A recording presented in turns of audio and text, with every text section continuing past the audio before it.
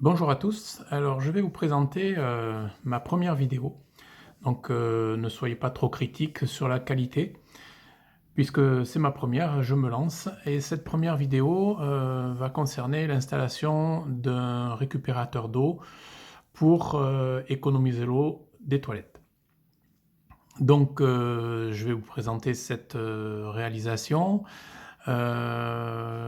Que j'ai voulu autonome, c'est-à-dire que la cuve que j'ai installée est placée au-dessus du niveau du bac des WC, de façon à ce que ce soit gravitaire. Alors pourquoi gravitaire? Ben parce que ça m'évite de brancher une pompe intérieure et aussi, bon, l'inconvénient c'est que ben, la cuve se remplit un petit peu moins vite puisque 1 mètre cube d'eau ça représente 1 kg de pression alors que dans le réseau il y a environ 3 kg.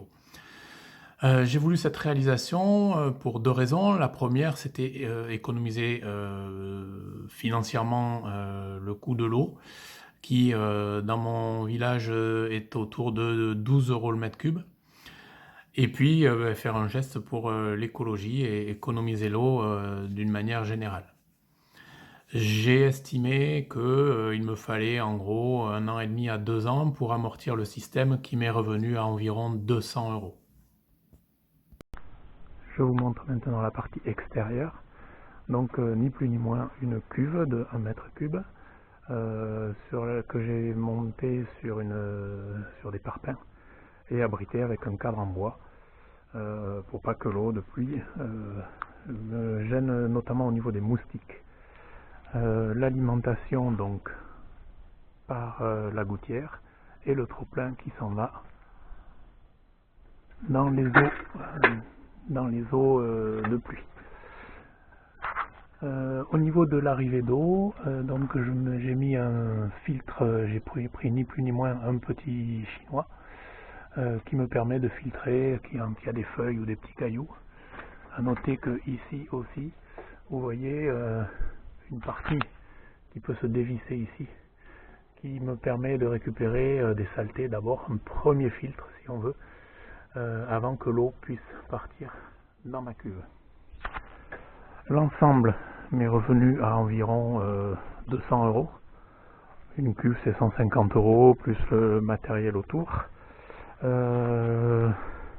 Voilà, et je pense que en 2 ans, je dois pouvoir avoir rentabilisé le système. Même si le but du jeu n'est pas de rentabiliser.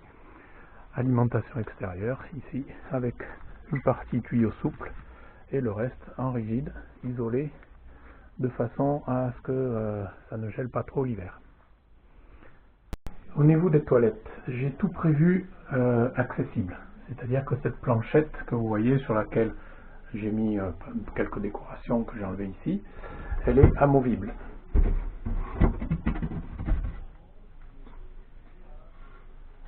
Ce qui me donne accès derrière au réservoir des toilettes qui se trouve ici et aussi au système d'alimentation en eau. Donc ici vous pouvez voir le système avec l'arrivée d'eau extérieure et l'arrivée d'eau du réseau. Donc si j'ouvre le réseau, j'ouvre ici, je ferme l'alimentation extérieure et inversement, quand ma cuve est pleine, j'en profite, je fais marcher que ma cuve. Alors vous voyez là le système du trop-plein qui est réversible et je vais vous montrer comment j'inverse le système. Voilà, ce tuyau se décroche.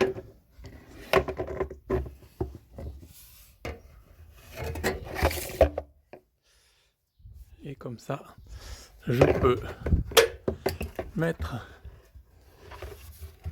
vous voyez, au fond le tuyau et au niveau de la bouteille, j'alimente par une pompe qui me permet de remplir grâce à une deuxième cuve ma première cuve reliée directement aux toilettes.